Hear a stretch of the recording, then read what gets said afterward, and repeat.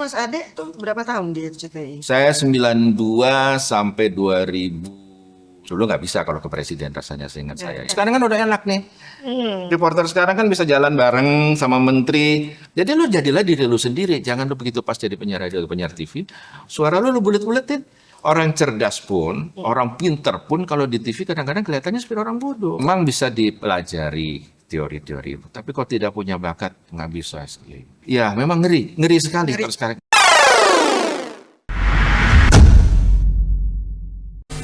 The Islamic Supreme Council of America atau ISCA berusaha mengurangi ketegangan dunia dengan membangkitkan kembali praktek spiritualitas Islam atau Sufisme. Saat ini sekitar 100 tokoh spiritual mengadakan tur keliling dunia termasuk ke Indonesia. Retrois, saya ada Novit, dulu pernah aktif di TV, juga di radio, ya radio TV swasta, terus radio swasta juga cukup lama. Hari ini sama Exki dan teman-teman Di Retroism. Retroism 62 diundang untuk ngobrol-ngobrol nih. Ya tahu saya mau ditanyain apa jadi agak ngedek dulu. Saya ingat banget ya waktu tahun-tahun itu tuh TV, media cetak, media elektronik itu boom banget ya.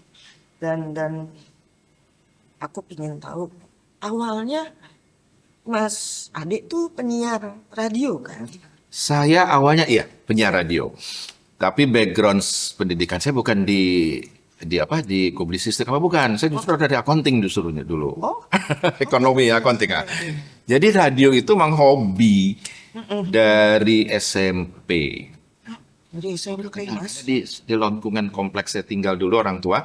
Itu abang-abang saya itu main radio amatir. Kalau zaman dulu tuh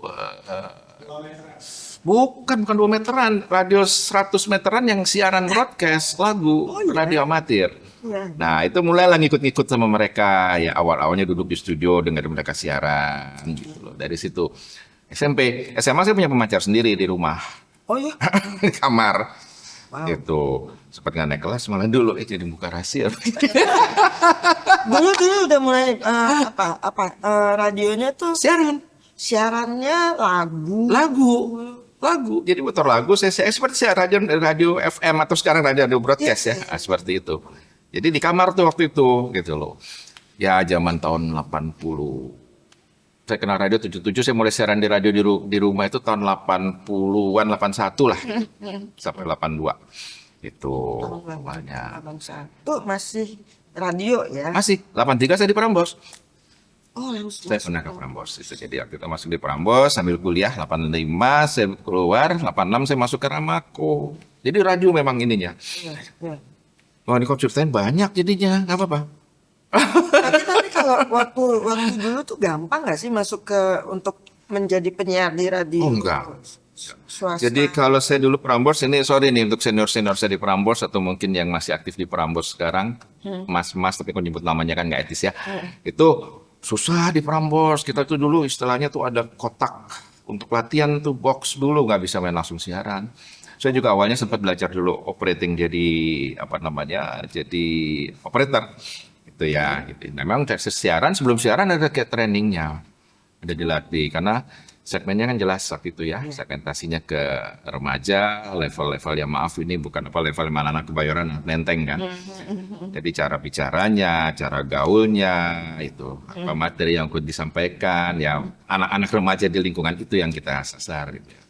Itu tuh apa yang paling berkesan waktu kerja di Prambors, terus kemudian di Ramako kan? Ya kalau di Prambors itu saya belajar benar-benar. Oke. Saya benar-benar kenal radio yang namanya radio profesional ya memang di Prambors waktu itu. Belajar, saya benar-benar belajar ya. Kalau saya sebut lah waktu zaman itu Mas Malik Safei, Mas Imran almarhum ya. Kemudian ada Mas Dana Sumirat juga udah almarhum.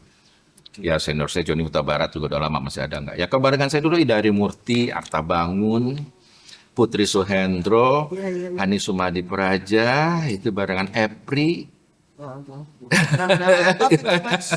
Iwan Haryono sempat juga masih sempat ketemu waktu itu. Di era itu. Kalau 86 saya ke Ramako, memang itu sudah pengembangan karena Ramako kan sudah mulai masuk ke segmentasi eksekutif muda ya. Berarti udah punya ini sendiri ya, udah punya slot sendiri waktu di Ramako atau gimana? Enggak, masih siaran biasa ya. Masih Siaran biasa. Cuman kita siaran pasti menyiapkan materi. Kita mau bicara apa? Ya ada siap radio kan beda ininya ya. Cara mixingnya, cara penyampaiannya, gayanya. Sempat ke Batam saya dulu, Ski. Menjadi penyiar zaman dulu itu kayak jadi wartawan juga ya, maksudnya Belum. jadi reporter, enggak? Belum. Belum. Zaman itu belum dunia jurnalis di radio itu belum ada. Oh gitu. Ya kan zaman itu masih sulit. Kita kan dunianya waktu itu kan pers sangat diawasi sekali kan di monitor. Jadi nggak main ke sana. Oke. Nggak main di sana. Saya mulai kenal jurnalis radio itu saya sempat ke Trijaya FM tahun 90. Nah, di situ memang saya baru mengenal jurnalis radio sama senior-senior saya di sana juga ada Mas Gigin, ada Derek Manangka gitu ya zaman itu terus Itu digembleng lagi untuk ya belajar banyak sama mereka, belajar gimana dunia jurnalis ya. Walaupun waktu itu saya juga bingung gitu ngeliat mereka kok berani amat gitu, semuanya kok tahu gitu. Memang ya tuntutan mereka pekerjaannya seperti itu. Jadi senior-senior saya waktu itu banyak tuh di sana. Teman udah pada lupa juga nih sekarang pada kemana ya. Debra Yatim nggak juga ngisi dulu di sana Mbak Debra. Ya, terus ya udah banyak juga yang saya nggak tahu sih perkembangan terakhir mereka ya. Itu di Trijaya. Trijaya. Terus ada berapa ya tokoh gitu kayak Pak Peter Gonta itu ya juga kan dulu banyak memberikan bimbingannya almarhum Pak Fuli. Nama-namanya Karena kalau di Trijaya lebih segmennya lebih tajam lagi tuh, lebih berani benar gitu loh. Memang benar-benar eksekutif muda waktu itu ya. itu Kan dari radio itu kan, more than just music. ngerasain jurnalistik radio itu gimana tuh Mas? Bingung saya awalnya. Banget sama Karena kan banyak sekali rambunya. Iya. Kalau kita ngeliat sekarang, apalagi kalau jurnalisnya citizen jurnalisme sekarang, waduh ngeri. Dia mah katanya juga jadiin berita gitu kan. Kalau waktu itu kita harus hati-hati, bisa-bisa ada teguran dari. udah nggak boleh tuh ya katanya ya. Jangankan salah memberikan informasi ya, telat relay berita aja zaman itu bisa dipanggil itu bos kita kan, station manager kita atau direktur radio bisa dipanggil itu sama pemerintah. Kenapa sampai nggak siaran relay gitu atau terlambat? Iya, zaman itu. Iya ya. Hampir setiap jam dulu relay berita. Tapi banyak pengalaman saya dapat memang di 3 stasiun radio ini yang sangat berbeda. Dan juga Beda-bedanya tuh. dari musiknya target pendengarnya juga beda. Oke. Gitu ya, kalau di Prambors kan remaja sekali, Iya. top 40 mainnya, kemudian di Ramaku agak ke jazz, ya apa namanya easy listening gitu ya. Kalau di ini top 40 juga di Trijaya ya. Jadi memang lagu-lagu easy listening banyak kalau di situ kan. Musik yang kayak apa yang Mas Ade gemarin? Saya masuk semua Eski. Masuk semua. Yang penting enak aja didengar bagi saya. Jadi kan orang ada yang bilang alergi dangdut. Saya enggak. Kalau dangdut kadang-kadang juga jadi lucu-lucu. Kan enak kok. Misal maaf ngomong kayak Tera Jana, siapa yang nggak suka lagu itu misalnya. Itu kan orang kalau dengar lagu itu rame gitu ya. Apa sih dulu yang sakit gigi itu kan top semua. Jadi nggak ada yang seperti itu. Walaupun saya lebih banyak memang mainnya di top 40. Karena memang eranya besarnya di situ kan. Ya disko klasik lah kalau sekarang. Saya ingat lagu top 40 zaman di Trijaya misalnya yang paling ya, gini. Pertanyaan bukan itu. Soalnya Lagu top 40 zaman itu yang benar-benar Mas sampai bilang ini, lagu ini lagi. Masih ingat? Enggak. gini. Enggak boleh ya ada kayak Bukan gitu. gitu, kalau di radio dulu itu enggak ya memang yang memang lagi hits itu satu hari bisa diputar 2-3 kali ya. Ya. Tapi kalau lagu yang biasa saja itu bisa baru ketemu lagi 2 minggu. Gitu. Oh, oke. Jadi tidak boleh satu hari sampai lagu itu 2-3 kali mutar. Ya saya masih ada yang inget-inget sih sekarangnya faktor U juga kali ya lupa sama judulnya. Tapi kalau dengar lagunya ingat. Gitu Ya udah, loh. nggak usah. Ingat gitu ya. Banyak sih yang ini yang apa. Kalau di Prambors saya ingat banget. Saya masuk di situ tuh tahun 83 Oktober kalau nggak salah. Akhir lah itu ya. Itu lagunya Genesis yang lagi ngetop banget. Baru mulai itu ke tanggal lagu top 100 Billboard itu kalau nggak salah. It's Gonna Get Better. Oke. Genesis waktu itu. Saya ingat saya sih ya. Kalau nggak salah sebelum album Mama itu. Dia itu baru keluar Mama itu. Wow. Kalau di Ramako apa namanya lagu yang pepap tuh banyak lupa sih saya jadi agak jazz begitu. New York, Rio, Tokyo itu masih saya di Ramako itu 86 87. Iya. Words Up cameo. Nah, jadi ingat ya, mulai dimulai jadi ingat lagi gitu kan. Lagunya asik tuh, Mas. Kalau di Trijaya itu ya misalnya Wilson Phillips, The Hold On gitu, Release Me, terus ada lagunya sih apa namanya, banyak memang, tapi udah nggak terlalu ingat lagi saya. Memang sih dulu memang disediakan oleh music director, zaman itu sudah ada gitu ya. Jadi kita udah ada susunan lagu yang kita tinggal putar dan sudah siap. Ya digital, jadi saya masukin juga mendapat fase dari kaset yang digulung pakai pensil gitu. Saya Terus mulai masuk ke CD, jukebox ya. Terus peralihan udah mulai masuk ke software itu di Trijaya di awal tahun 2000-an itu saya udah mulai. Jadi udah mulai pakai komputer tuh, lagunya udah ada di situ. Jadi transisi itu waktu itu. Nah, setelah itu saya memang tahun 2000 saya izin dari siaran karena saya udah di RCTI. Banyak tugas luar kota. Jadi nggak enak gitu. Nah, belajar jurnalis banyak di RCTI sih. Oke. Dari radio ke TV itu pas tahun 92. 92. Oke. 92. Jadi 90 saya di Trijaya, akhir 90 Desember kalau nggak salah. 92 tuh ada kesempatan untuk ngisi acara Olimpiade Barcelona. Waktu itu ada casting. Nah, saya ikut di situ. Itu sebagai presenter Olahraga. acara olahraga. Olahraga untuk Olimpiade. Oke. Katanya susah ya masuk ke RCTI dulu. Susah. Saya masukin lamaran ada kali tiga lamaran. Oh iya. Sebelum saya di Trijaya ya. Iya. 88 itu kan udah mulai dekoder tuh. Iya. Wah, ada TV swasta gitu. Saya coba gitu ya. Ada panggilan gitu. Terus kebetulan saya waktu itu pas apa ya? Saya pas lagi nggak aktif, saya sempat di Pasaraya juga nih kalau sejarahnya ya. Oh, oke. Saya pernah di BUMN juga, pernah di Timah juga. Jadi memang ini saya banyak nih. Banyak. Pasti muda tuh saya memang aktif. Jadi pagi waktu itu saya kerja di Timah, sore saya ke Pasaraya, kerja sama promotion zaman itu. Terus di radio masih tetap juga, karena radio part time. Nah, masuk Trijaya itu akhir tahun 90 itu saya juga part time. Ya dari situ saya banyak kenalan kan satu kawasan tuh Trijaya sama RCTI. Makanya dapat info itu, coba. Ya udah coba dipanggil. Nah, itu memang saya mulainya dari Olimpiade. Menjadi penyiar radio itu kan kita nggak ngelihat audiens, kita nggak ngelihat kamera, nggak ada lah kamera dan sebagainya. Jadi hanya suara. Ketika masuk TV di depan kamera gimana sih Mas perasaannya? Wah, gugup lah. Bingung kita kan ini yang mana itu sangat-sangat luar biasa ininya sesuatu yang baru. Tapi karena memang saya biasa mungkin dulu itu berhadapan dengan publik ya, itu udah terbiasa karena saya di Pasaraya, itu kan saya juga suka bikin event ya waktu itu, tampil di umum, jadi sempat juga Pasaraya itu tahun 85, 87 tuh saya bikin radio pertokoan pertama, jadi siaran itu di lobi masuk Pasaraya, bikin kaca, jadi udah terbiasa tampil di situ, orang keluar masuk kan kita sapa. Tapi bukan yang jual obral-obral, enggak, saya siaran kayak radio, tapi kelihatan ini fisik kita, pakai dasi. Seru dong. Iya, radio promotion pertama itu dulu saya dengan teman-teman bikin itu di Pasaraya, zaman Pak Abdul Latif ya. Beliau belum Menteri Perdagangan waktu itu masih pengusaha banget. Itu jadi mungkin terbiasa di sana. Gugup di awalnya, tapi lama-lama karena di situ kan juga pernah ketemu sama senior-senior orang-orang yang biasa tampil di umum ya. Kamu anggap aja lah orang di audiens di depan itu kawan, sahabat kamu. Jadi kamu nggak ada rasa perbedaan. Gimana kalau kamu ketemu temen gitu? Hai, lo apa kabar? Sekian. Paling ketemu kameramen. Iya. Nah, memang suasana kita di studio harus kita bangun. Iya, betul. Jadi sama kameramen, sama program director, floor director, kita harus nyatu. Jadi kita masuk ke studio itu, ini rumah kita gitu. Jangan ada batasan bahwa, wah saya mah gak enak sama dia, atau aduh soal nggak bisa memang. Kebawa moodnya ya. Kalau di TV itu ya, seperti presenter itu kan seperti dibentuk image-nya gitu ya sama TV gitu.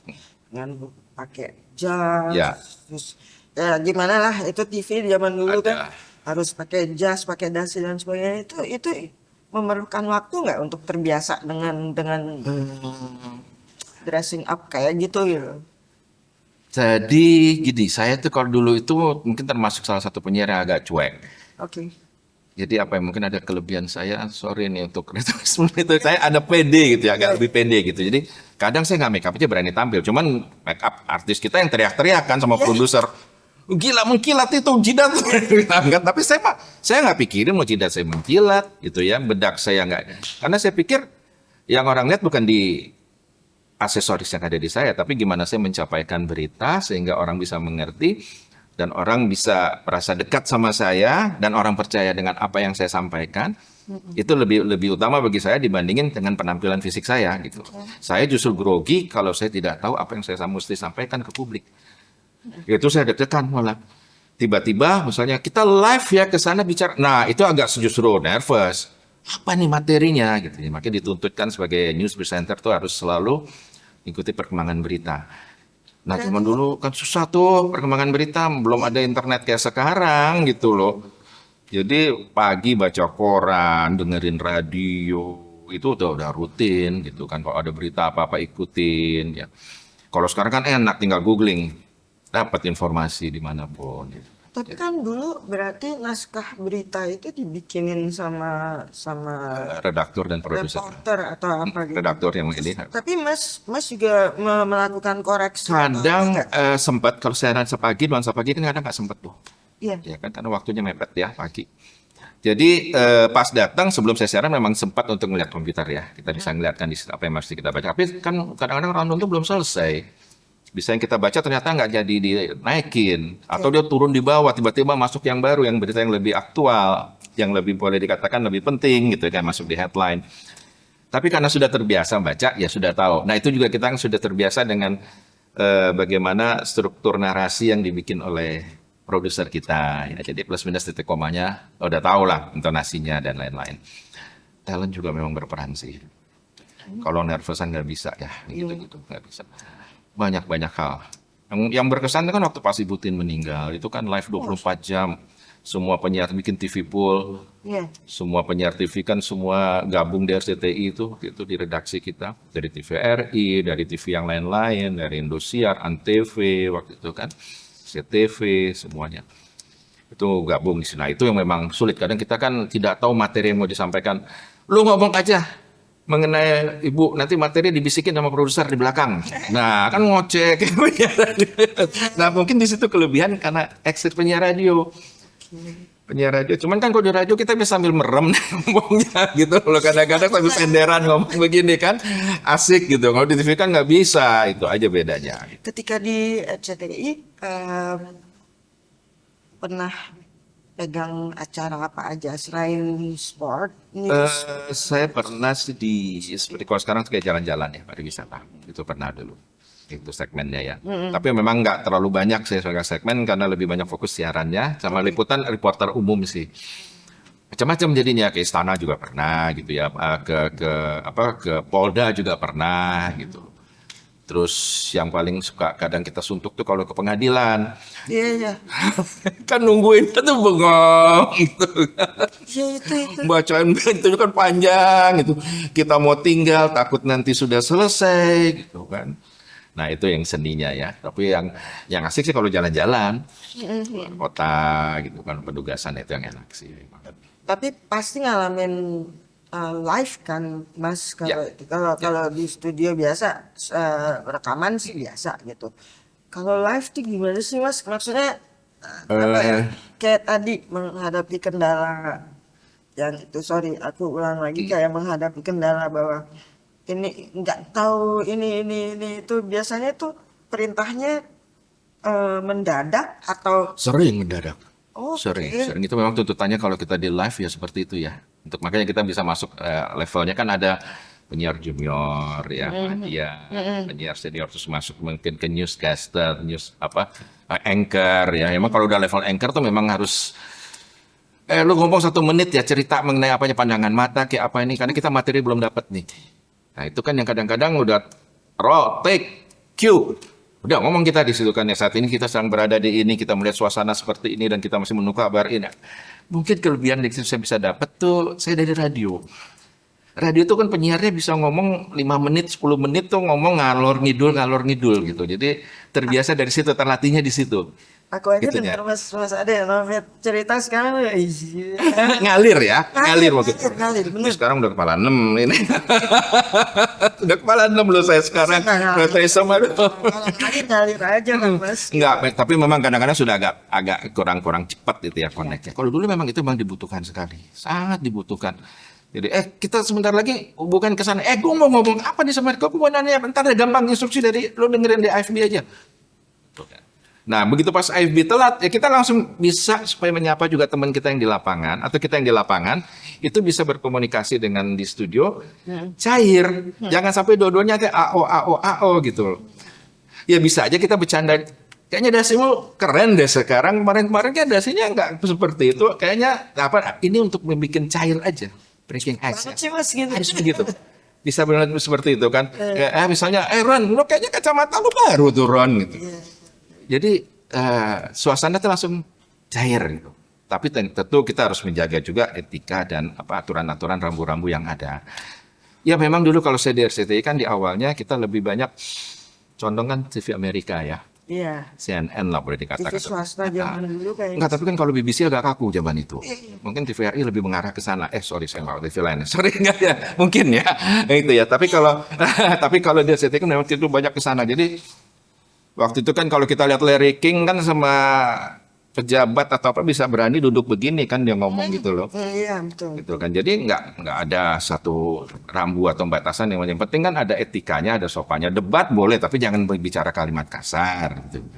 Tapi kalau sama sama pejabat Indonesia negara kita saat itu bisa nggak Mas Ade bisa itu? Kalau dulu belum bisa, nggak bisa. Nggak bisa ya? Karena dulu kan memang ada protokol. Kalau sekarang kan udah enak nih. Reporter sekarang kan bisa jalan bareng sama menteri sambil ngopi. Kalau dulu kan kita mau ketemu mereka aja susah. Serius Mas? Iya. Ya, dulu masih banyak protokol. Jadi mungkin yang bersangkutan mau gitu ya, tapi kan ada menteri penerangan.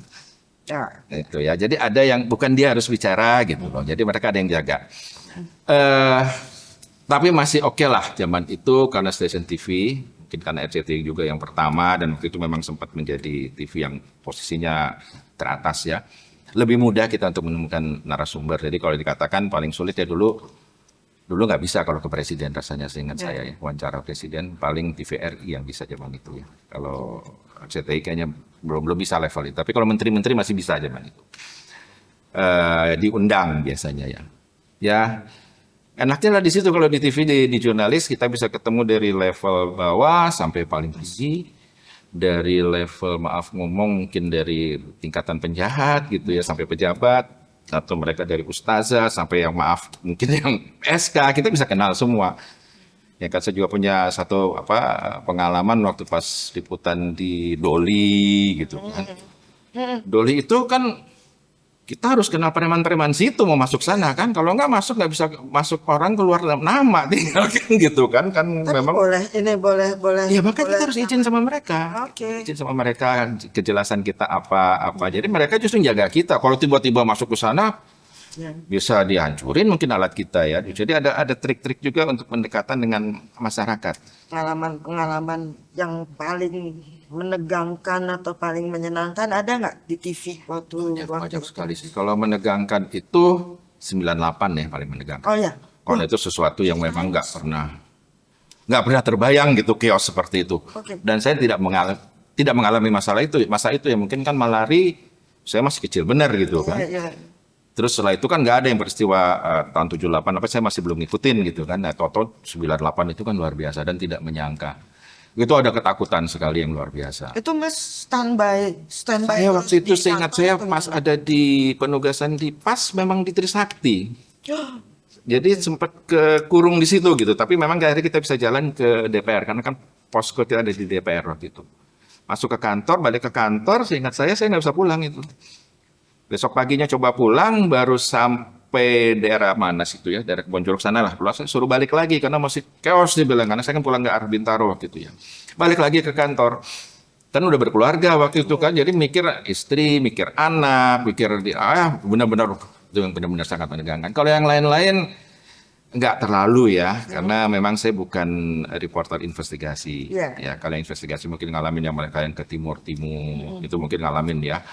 atau yang ke Aceh, GAM, itu kan mungkin mengalami hal-hal yang luar biasa. Tapi memang kita dulu ada seperti training gitu ya. Jadi misalnya di kerusuhan, ya kita jangan di tengah kerusuhan, itu ada ilmunya gitu loh. Jadi soal kerusuhan kita berada di tengah. Jadi kalau kita kelempar batu, itu udah pasti terjadi. Nggak boleh ketemu dong. Ya, jadi memang harus ya kayak kamera ngambil di atas gitu yang aman. Jangan kita di dalam kerumunan itu kita ada di sana, risiko kita, keselamatan kita nggak ada yang bisa jamin. Aparat juga kan lagi menghalau, misalnya demonstran bisa main pukul-pukul yang kena kita gitu kan. Jadi ada trik-triknya juga itu yang diajarkan ya kan, kayak wartawan perang juga kan nggak bisa semua orang gitu kan. Kalau nggak jadi sasaran peluru semua, kecuali yang kejadian di Palestina kemarin ini aja itu kan wartawan banyak sekali yang korban. Karena udah nggak ada lagi etika perang itu di situ Palestina kemarin. Ketika menjadi penyiar pasti ada rolling ya, rolling. Oh iya, ada jadwal. Ini.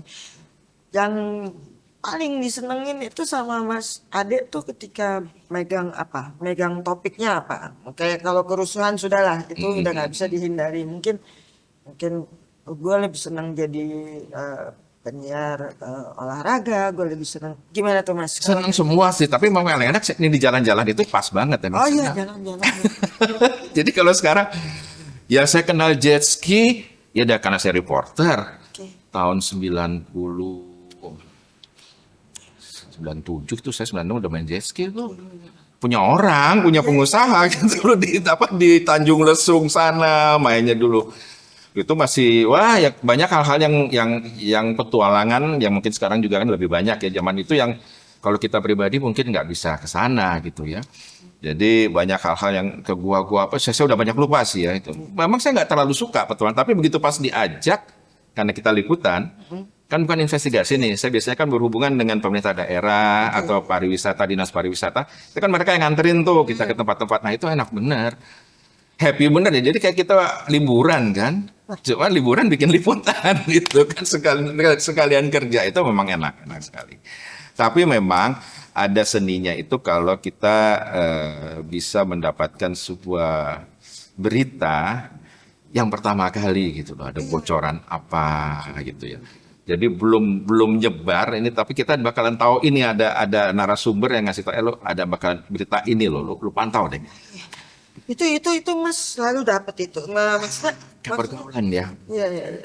Ini takutnya saya ditanyain ini, tapi udah peristiwa lama. Itu 98 tuh sebenarnya sempet saya dengar beberapa. Itu udah tahu tuh loh sebenarnya dari petugas itu.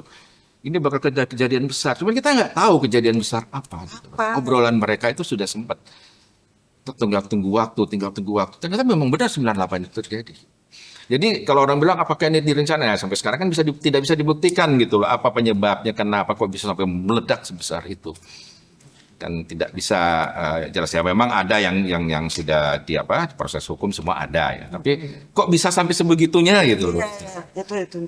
Jadi memang ada tuh kadang-kadang yang bocorin kita itu ya kadangnya ordal juga, itulah hubungan kita dengan mereka ya. Atau ya kumpul-kumpul wartawan senior itu kadang-kadang ngomongan mereka kita coba investigasi ini yuk, cari ke sini. Nah, itu satu kepuasan bagi seorang jurnalis. Tapi kadang-kadang memang ya itu risikonya. Tapi Mas Ade tuh berapa tahun di RCTI? Saya 92 sampai 2010 apa 11 ya. Saya pensiun dini soalnya. Oke. Itu saya ambil pensiun dini. Pencapaian tertingginya Mas Ade pernah menang award itu ya? Apa? Kalau sebagai penyiar favorit itu saya hampir setiap tahun Panasonic Award itu dapat ya. Tapi tidak sebagai pemenangnya, finalis. Finalis. Finalis itu biasanya selalu favorit kan? Iya, favorit memang. Itu berapa kali dari majalah Citra terus sampai Panasonic Award itu berapa kali itu. Itu sempat dapat finalisnya.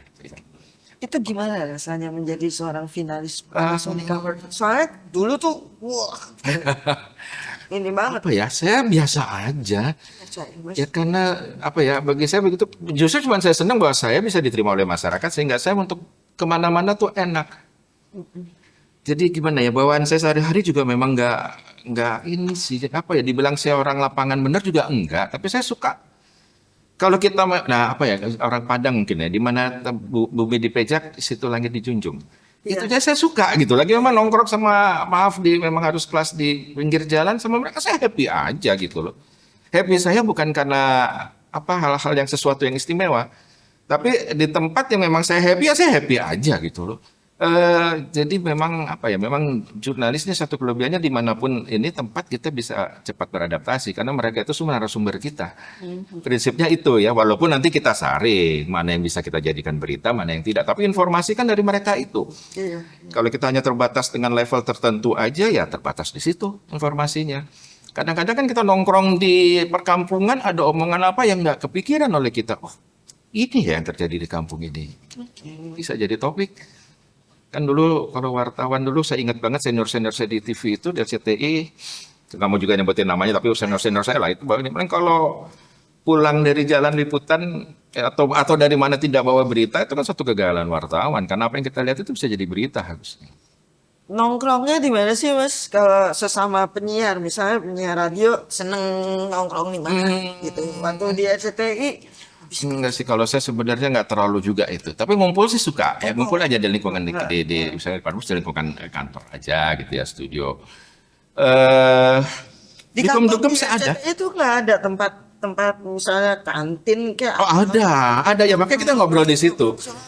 Pergi juga maaf ngomong saya istilah Dugem jangan konotasi negatif ya. Misalnya nongkrong di mana ya juga suka ada gitu, sambil dengerin musik ya. Mungkin ke disko juga pernah gitu rame-rame. Itu kita jaga justru komunikasi seperti itu. Kalau di radio dulu, kalau di Trijaya kan dulu ada satu tempat, sekarang udah nggak ada itu News Cafe itu dulu tuh. Karena kerjasama sama Trijaya kan. Jadi kita suka dapat voucher atau nanti di kafe yang lain dapat voucher. Kita nongkrong rame-rame ke sana. Gitu. enaknya zaman dulu tuh kayaknya Dan satu hal yang enaknya zaman dulu tuh pulang malam nggak ada rasa takut, gitu nggak ada begal. Perasaan saya ingat. Saya pulang siaran tuh jalan kaki ya maaf ngomong ya dulu kan zaman di Prambors ya oke lah saya nyebut dulu di Borobudur kan saya kan kadang kalau nggak bawa kendaraan kan ya namanya mahasiswa kan mesti pakai kendaraan umum dari Borobudur keluar untuk ke jalan jalan jadi lupa sih namanya Proklamasi bukan yang ininya yang jalan rayanya benar RSCM itu apa? Jadi sana bukan Salemba bukan jalan apa sih itulah itu kan tenang aja jalan jam 11 malam gitu biasa aja malah justru kita bisa nyapa orang lagi ngapain mas gitu kan. Kalau sekarang kan takut sama lagi ngapain mas atau marah lagi dia Proklamasi sih memang biasa bener jalan di situ kan. Itu rame malah waktu itu kan. Ya apa ya kadang saya juga di Kebayoran gitu waktu masih namakan Umpu Sendok itu kan zaman itu ke Blok S. Jauh juga itu jalan kan makan soto kaki di situ soto Betawi zaman itu Mas. Ada rasa nggak ada rasa was-was atau karena masih muda tapi nggak juga sih memang waktu itu apalagi setelah Petrus ya. Itu kan jadi hilang kayaknya yang preman-preman begitu kan waktu zaman itu. Betul sih melanggar HAM tapi memang habis akhirnya. Sempet kan waktu itu Petrus. Iya itu heboh juga tuh. Petrus. Tapi memang jadi tenang gitu tentram. Benar-benar situasinya beda ya melanggar HAM. Kalau melanggar HAM memang melanggar HAM. Orang belum ditentukan bersalah atau tidak tapi sudah divoniskan. Diselesaikan. Itu kalau dunia saya jadi ke masa lalu dah Mbak Esti. Jadi ingat masa lalu. Masa lalu emang asik sekali. Banyak kenangannya. Mas Ade. Mas Ade kan memulai semuanya itu jadi penyiar radio, penyiar TV, itu kan eranya sudah ke belakang ya. Maksudnya bukan ke belakang, bukan terbelakang, bukan apa, tapi dulu itu zamannya analog. Ya tahapan-tahapan dan lewati. Kan sekarang tuh pas keluar tahun 2011 itu sudah masuk udah mulai merasakan era digital atau gimana, Mas? Transisi saya ingat 2010 apa 2010 saya lupa apa 2010 saya ingat itu kita juga newsroom itu mulai pindah. Jadi waktu itu seingat saya tapi saya belum sempat ngalamin itu udah bisa ngedit di ruang di komputer sendiri PC. Nah itu transisi tuh 2010 apa 2011 ya di dunia televisi waktu itu saya lupa itu. Cuman saya belum sampai ke situ. Jadi gitu reporter datang dia sudah bisa lihat gambar yang ini time code dan lain-lain ya. Dia sudah bisa ngedit sendiri. Nah itu. Tapi saya belum sampai ke taraf itu karena waktu itu baru mau mulai seperti itu. Newsroom tuh mau pindah, nah itu saya mundurkan diri. Saya ingat waktu itu ya. Jadi rentang 10 sampai 15 tahun ini, nggak sampai 15 tahun ya, 10 tahun lebih ini memang saya nggak terlalu ngikutin perkembangan teknologi. Walaupun itu tahu saya ada Instagram ya, ada TikTok. Kalau Facebook masih ngalamin waktu itu, 2009 saya mulai. 2009 atau 2008 saya buka akun di Facebook waktu itu ya. Itu 2008 sih kayaknya saya buka akun di Facebook. Jadi masih, tapi kan Facebook itu cari ketemu teman lama, reunian, banyak CLBK juga gitu kan. Facebook itu. Belum ada BlackBerry juga waktu itu kan, masih SMS. Masih SMS. Perkembangan ke BlackBerry itu saya udah nggak terlalu ngikutin, tapi ya cuman sekedar chat-chat begitu aja kan. Ada Friendster ya kalau nggak salah juga dulu ya. Ya dulu sebelum Friendster gitu ya. Nah itu yang saya ngikutin. Nah tiba-tiba di tahun 2018 saya sempat di media online, tapi nggak terlalu waktu itu saya ya, karena ya saya di Pemret waktu itu di salah satu media online. Kan tidak terlalu ke teknisnya, hanya kebijakan kita peliputan, terus gimana strategi kan. Nggak ngikutin benar perkembangan. Di 2023 ini saya mulai diajak lagi sama teman masuk ke dunia radio streaming. Oh, oke. Ini terasa sekali, saya bingung gitu, masuk ke siaran aja udah beda gitu kan. Dulu masih kita memang waktu itu sudah mulai masuk ada lagu di logbook ya, tapi kalau sekarang kan semuanya udah bisa di situ, bisa ngedit vokal di situ, semuanya kan sistemnya sekarang. Jadi tapi oke lah untuk enjoy sekedar bisa siaran kan. Pada akhirnya diajak terus untuk membangun benar, bukannya sebagai penyiar gitu. Nah di sini memang saya mulai pelajari lagi. Memang bingung, kaget nih. HP ini benar-benar apa jadinya? Udah dibilang kayak Google ini gadget ini Semuanya. apa ya jadinya ini kalau kita bilang dewa nggak boleh juga kali. Nanti kan kita dibilang musrik lagi kan, bilang apa ini tuh. Karena semua di sini semua gitu. Mau jual beli bisa di sini. Mau informasi apapun ada di sini. Apalagi kemarin saya dengar ada DeepSeek lagi baru ini kan, China kan. Meta sama ini juga ini udah perusahaan teknologi di Amerika sahamnya udah pada anjlok gitu kan, karena ada baru lagi. Dan tren ini cepat sekali berubah gitu. Saya juga ngeliat di TikTok juga bingung sekarang. Mulai dari dulu waktu itu e-commerce itu juga saya sempat yang orang yang tadinya tidak percaya gitu loh e-commerce itu. Iya. Saya ingat pertama kali saya belanja di salah satu e-commerce itu tahun 2016. Oke. Itu spekulasi tuh, saya sampai saya bilang coba aja apa beli di sini. Saya bilang ntar kalau nggak dikirim gimana? Kita nututnya gimana? Ini dah, ya udah cobalah. Saya beli HP tuh ingat pertama kali. Tapi emang keterlaluan juga sih, nyoba e-commerce langsung beli HP waktu itu. HP Cina waktu itu aman dan bagus, memang sesuai loh.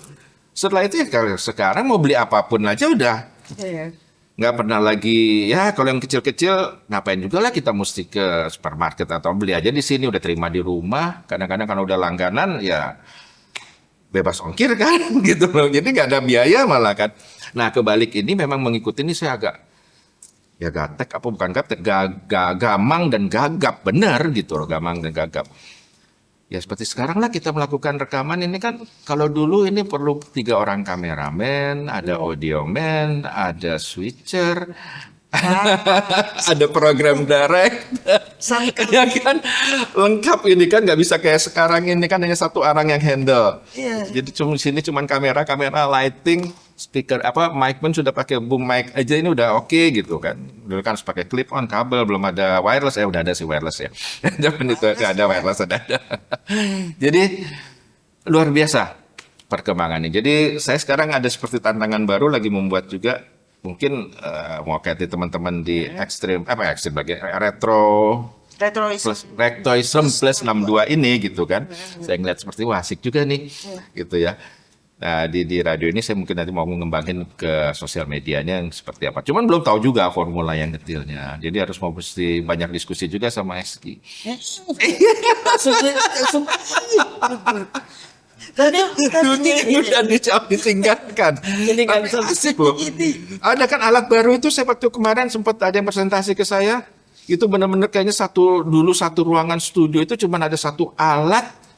Sampai mau bikin grafik semua bisa di situ. Gila, saya bilang multicam alatnya cuman segini kalau nggak salah itu kan dilihat. Cuman belum lihat langsung saya visinya. Cuman kalau ngeliat di videonya itu, gila saya bilang semuanya ada di situ. Mas Ade tadi sempat ngomong bahwa apa sih jurnalis zaman sekarang tuh jurnalistik jadi apa? Netizen jurnalis ini lebih banyak kan. Iya. Jadi semua bisa jadi wartawan. Semua bisa jadi wartawan. Itu gimana tuh kalau Tidak bisa dibendung. Ya, tapi tinggal sekarang memang di Gen Z mungkin ya, karena milenial terakhir juga udah usia di atas 40 kali ya. Itu harus jeli, jangan sampai boleh netizen journalism ini hasil liputan mereka itu jadi ini kita apa namanya referensi pertama, tapi jangan langsung dipercaya. Kita harus cross check ke media mainstream, media yang resmi, karena media mainstream tidak akan pernah mengeluarkan berita yang belum di cross check, karena dia akan mempertaruhkan nama besar perusahaannya dan juga profesionalisme dari jurnalis-jurnalis itu ya. Jadi netizen ini bagus untuk awal. Kadang-kadang juga ada misalnya ada kecelakaan, wartawan belum tentu tahu, mereka yang di lapangan kan udah bisa kasih informasi. Ada misalnya kelakuan salah satu pejabat, karena sekarang HP sudah bisa, itu salah satu lagi HP udah bisa jadi kamera kan.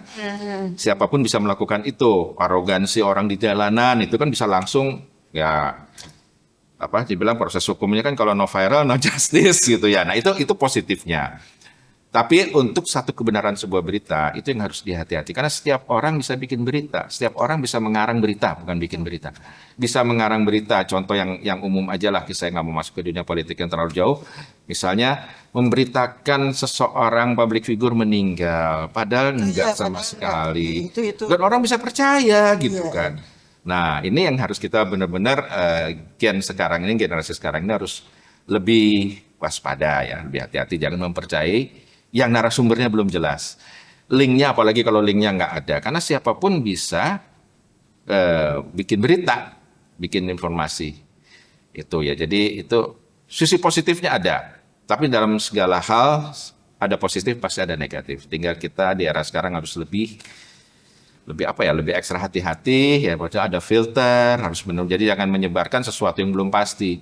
Cuman yang tren sekarang, masyarakat kita itu nggak tahu saya, ada karena latah atau karena pingin dianggap dia serba tahu, lebih dulu tahu, jadi ingin mendapatkan satu pengakuan warga setempat. Jadi apa yang dapat disebar, jangankan bukan di sosmed, di WA langsung disebar lagi. Padahal kan yang nulis itu siapa gitu loh. Ya bisa aja dia nulis seorang wartawan senior, lo kan belum tentu dia yang nulis. Orang itu bisa diganti-ganti kok. Katanya. Misalnya dari Ari Novit loh, saya nggak pernah nulis itu kok, tapi orang kan bisa tulis itu kan, atau siapa gitu kan.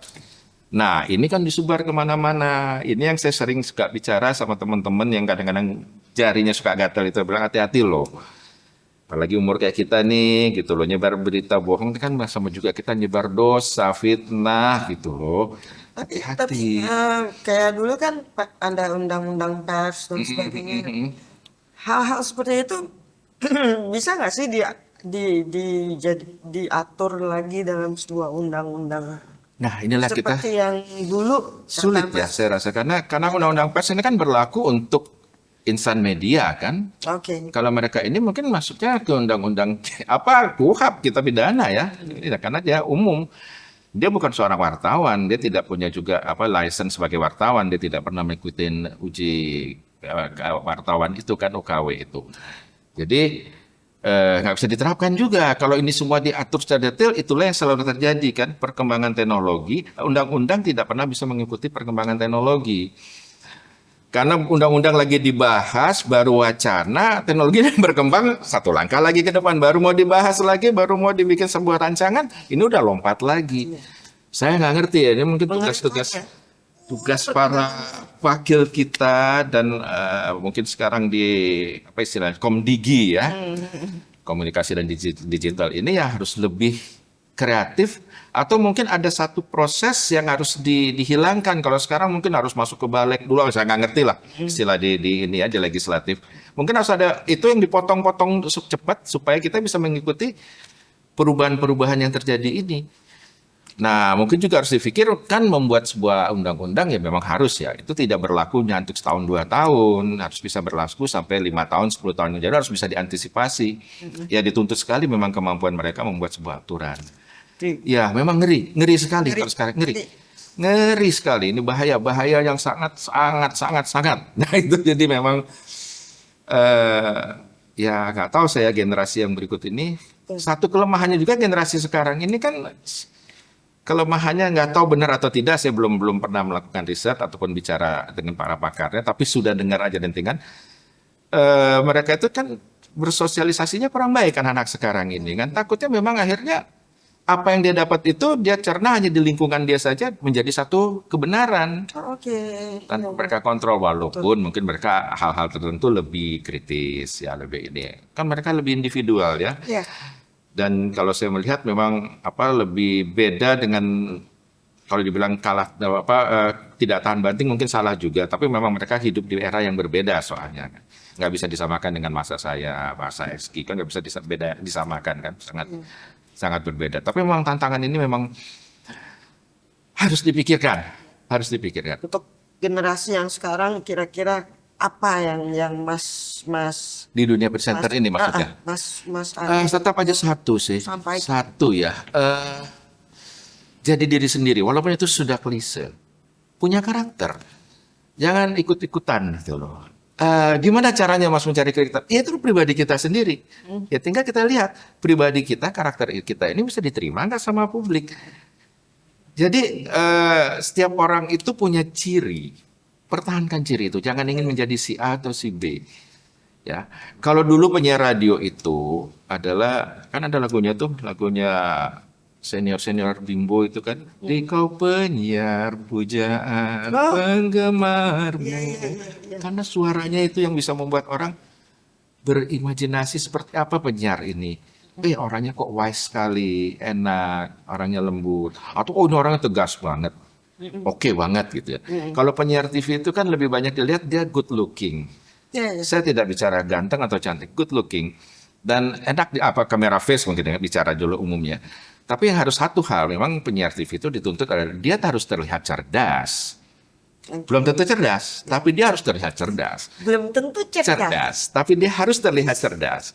Karena kalau orang cerdas pun, orang pinter pun kalau di TV kadang-kadang kelihatannya seperti orang bodoh. Betul. Tapi kalau dia bikin suatu makalah, dia membahas, itu jago banget pinter. Tapi kalau presenter itu harus terlihat cerdas dan memang harus smart. Ya terlihat itu berarti otomatis juga IQ-nya akan lebih lah. Itu utama. Mas. Talent utama. Kalau menurut saya talent utama. Memang bisa dipelajari teori-teori, tapi kalau tidak punya bakat nggak bisa. Nggak bisa. Udah jago, udah persiapan, begitu pas ketemu kamera, blank. Kalau sudah blank kan itu udah di belakang kemampuan kita, kontrol kita kan. Tapi memang pada akhirnya, ini cuma kesimpulan ya, bahwa kebanyakan dulu penyiar presenter TV memang bermulanya dari radio ya. Banyak seperti itu. Berarti mereka terlatih bicara. Diolahnya di situ ya. Olah vokal. Jadi olah vokal itu mereka sudah tidak perlu merhatiin lagi, dia ngomong sehari-hari juga sudah vokalnya seperti itu. Jadi kalau saya dulu kan ada yang senior, lu kalau udah jadi penyiar radio, penyiar TV, lu nggak usah mikirin lagi suara lu bagus atau jelek. Karena proses itu sudah lewat. Jadi lu jadilah diri lu sendiri, jangan lu begitu pas jadi penyiar radio, penyiar TV, suara lu bulet-buletin, lu bagus-bagusin, nggak perlu, suara lu udah masuk standar, makanya lu bisa jadi penyiar TV, lu bisa jadi penyiar radio. Kalau suara lu nggak standar, lu nggak lolos itu. Harusnya seperti itu penyeleksian awalnya. Kan kalau di TV umumnya ya, kalau saya dulu umumnya, good looking dulu dilihat. Ya mau nggak mau, karena visual kan. Kemudian terlihat cerdas, itu otomatis. Kemampuan bicara ya harus dilihat. Kalau unsur utama itu semua sudah terpenuhi, baru kita bisa tingkatkan dia untuk menjadi seorang anchor, ya seorang presenter senior. Kalau penyiar biasa kan mungkin hanya sekedar baca teleprompter ya. Itu pasti kasih tanpa teleprompter. Lu bicara 2 menit mengenai ini, bingung dia kali. Nggak tahu mesti apa yang diomongin kan. Tapi memang itu ada tahapannya. Mereka yang baru belajar, baru muncul, disuruh ngomong 2-3 menit ya sama juga kita suruh dia nyebur ke laut gitu kan. Dia bingung mau ngomong apa gitu. orang bilang 1 menit dianggapnya pendek. Kan, padahal 1 menit panjang sekali, panjang Panjang sekali. kalau ngomong ya, Di, Mas. di TV kan durasinya detik, 45 second. Kalau news di TV kan 45 second. Paling lama 1,5 menit itu kan berita kan biasanya. Nggak ada yang sampai 3 menit, 4 menit gitu udah apa namanya, udah analisa gitu kan, udah bukannya berita. Berita rata-rata kan 30 second, 40 second, 1,5 seingat saya sih zaman dulu paling tidak. Aku baru tahu loh, baru ngeh loh, bahwa berita itu hanya 30-40 Iya, karena kalau terlalu banyak disampaikan orang bingung kan. Iya. Karena kan kalau Benar-benar kalau mesti di ditulis media satu cetak kan bisa dibaca, Iya. diulang gitu loh. Apalagi di radio. Itu kalau orang cerita banyak, itu orang hilang aja, nanti yang ingat cuma di belakangnya aja gitu kan. Percuma aja gitu. Itu aku baru ngeh gitu. Oh iya. Ya kan dulu kan ada ilmunya juga. Kita kan harus punya grafik di mana pas tingkat yang sudah di mana surprise-nya cut gitu kan. Jangan kalau sudah dapat surprise-nya digelundungin terus hilang, jadinya surprise-nya hilang. Kan harus ada grafiknya kan di mana. Saya ingat dulu siaran radio itu zaman dulu ya. Itu 0 sampai 30 menit itu biasanya peak tuh naik. 30 ke 1 jam tuh agak turun. Nah, di sini dijaga gimana caranya supaya bisa bertahan dan nanti di menit ke 40 menit ke 90 itu naik lagi. Bisa bertahan. Di situ bertahan sampai menit 120 itu udah bagus. Karena ini stamina kita turun, apalagi di TV. Iya, betul. Kalau di radio mungkin kita masih bisa sambil tiduran, bisa sambil minum. Kalau di TV, orang kalau siaran sampai 3-4 jam nggak mungkin. Nggak mungkin. Pasti dia drop, karena penampilannya sudah kurang bagus ya, kurang bagus. Mukanya udah kelihatan. Iya, Ekspresi. dan dia juga udah bingung gitu, dia udah capeknya kelihatan. Karena dia kan harus jaga penampilan dia di kamera. Beda, ini kita ngobrol cukup lama nih. Iya. Tapi karena kita kamera, kita anggap temen. Jadi, hai gitu kan. Kalau aku seneng aja denger orang cerita. Maksudnya, aku paling seneng denger orang bercerita. Makanya aku seneng juga Mas Tapi Ade memang benar kok, bisa dunia radio itu memang melatih kita supaya bisa bertutur itu. Memang benar-benar terlatih di situ ya. Cuman ya memang membuat satu, ya kalau saya biasanya, ini kebetulan ini sekarang enggak nih, karena saya tadinya enggak terlalu saya pikir ngobrol-ngobrol santai aja kan. Saya biasanya selalu punya pointers. Oke. Itu kunci kalau menurut saya ya. Bukannya ini ya, tapi pointers sehingga apa yang kita mau bicarakan itu berurutan. Walaupun nanti berkembang di tengah. Jadi Jadi kayak apa ya, klinik ya. Enggak, kalau saya berdasarkan pengalaman sih. cat ya Mas. Ya, enggak apa-apa kali ya mereka pengalaman. Jadi memang ini kan standar yang umum. Cuman memang kalau untuk kembali lagi ke teknologi digital, saya nggak banyak sekarang memang harus belajar lagi. Iya. Sangat harus mulai lagi mau tidak mau, karena saya sekarang sama teman-temannya nyemplung lagi nih di dunia ini, di dunia digital ya. Mungkin saya juga akan banyak belajar di Retroism. plus 62 sama ada Pak Lur Lebon di sana ya. Iya. Terus tadi siapa teman tadi di depan saya lupa namanya. Daddy G. Hah? Daddy G. Daddy G. Itu saya mesti banyak belajar lagi tuh gimana ya supaya bisa. Saya bikinnya seperti ini loh tekniknya, cuman saya nggak tahu caranya gitu. Nah mungkin ide-ide itu masih ada di saya, bisa saya tuangkan. Tapi gimana cara membuatnya sudah nggak bisa karena teknologinya sudah berbeda. Beda banget sih enggak sih, cuman ya lebih Beda lah simpel dulu kan. aja. Ya betul. Tapi kan dulu analog. Saya ingat dong zaman time code. Kita kalau mau ngedit bisa bawa berapa keranjang itu. Kalau saya mau bikin liputan yang panjangnya 30 menit, itu bisa 10 kaset, 20 kaset kan dibawa. Nah itu kan kita sebelum bawa editor, kalau belum kita time code bisa ngamuk-ngamuk. Dan ini di menit berapa sih? Wah lu gila, gue mesti preview dulu semuanya. Saya ingat kalau ngedit dulu ngerender aja kan bisa berapa jam zaman itu kan. Sekarang kayaknya anak-anak bisa sambil 2 jam kali ya sekarang. Saya nggak tahu juga, sampai ya 2 jam untuk 10 menit ya. Nggak sampai kan Kalau 2 jam. rendering sih masih lama. Oh cukup lama ya. Itu makanya Masih butuh waktu. saya cuman bingung gitu kalau ngeliat anak-anak saya lagi ngapain kamu? Lagi ngedit om. Ngedit apa? Di HP ngedit. Gitu. Dan hasilnya lumayan oke gitu. Lumayan oke. Emang luar biasa. Ya nggak apa-apa juga sih, saya pikir ya kalau saya bilang di masa-masa saya harusnya masa pensiun ini ngisi ini, jadi ini lagi. Iya. Mudah-mudahan jangan sampai pikun. Tapi senang dengar Mas Ade. Ada kegiatan. Mas Ade cerita. Cuman waktu Mas Ade. Sudah lama loh. Apa lagi tapi Mas Ade. Oke, thank you Eski ya. Thank Nanti you. kapan-kapan kita ngobrol lagi. Ngobrol lagi boleh. topik apa ya?